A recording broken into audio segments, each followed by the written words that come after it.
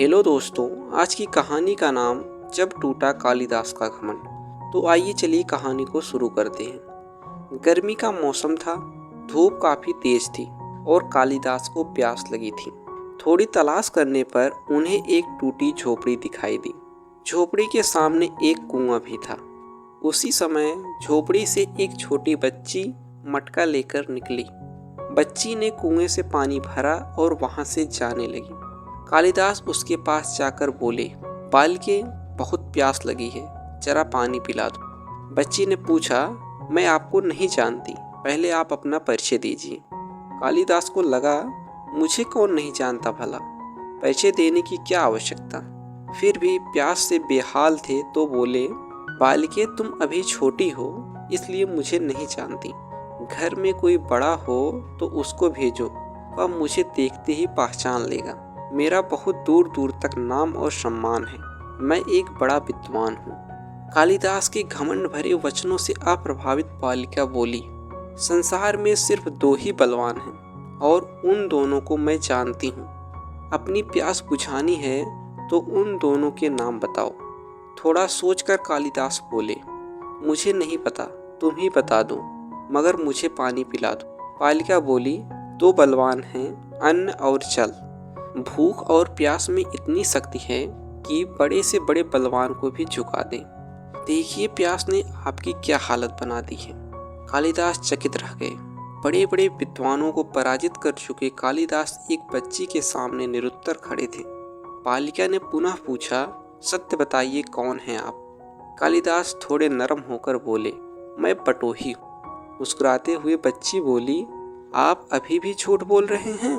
संसार में दो ही बटोही हैं, बताइए वे दोनों कौन हैं।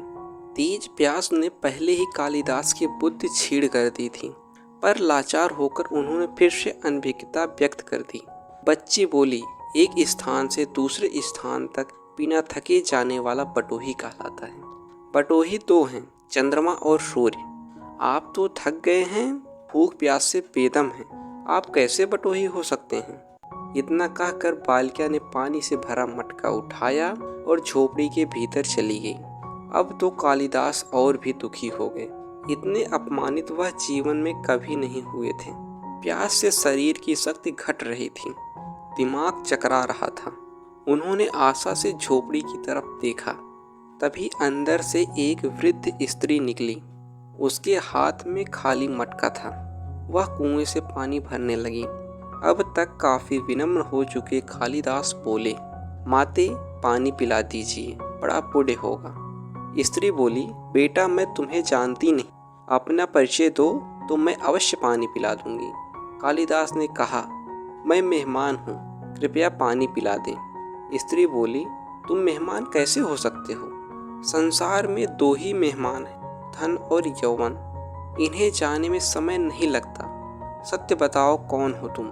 अब तक के सारे तर्कों से पराजित हताश कालिदास बोले, मैं सहनशील हूँ, अब पानी पिला दें। स्त्री ने कहा, नहीं नहीं, सहनशील तो दो ही हैं, धरती और पेड़। कालिदास लगभग मूर्छा की स्थिति में आ गए थे। तर्क वितर्क से झल्ला कर बोले, मैं हठी हूँ। स्त्री बोली, फिर असत्य। हठी तो दो ही हैं, नख और केस। कितना भी काटो बार बार निकल आते। पूरी तरह पराजित हो चुके कालिदास ने कहा, मैं मूर्ख हूँ।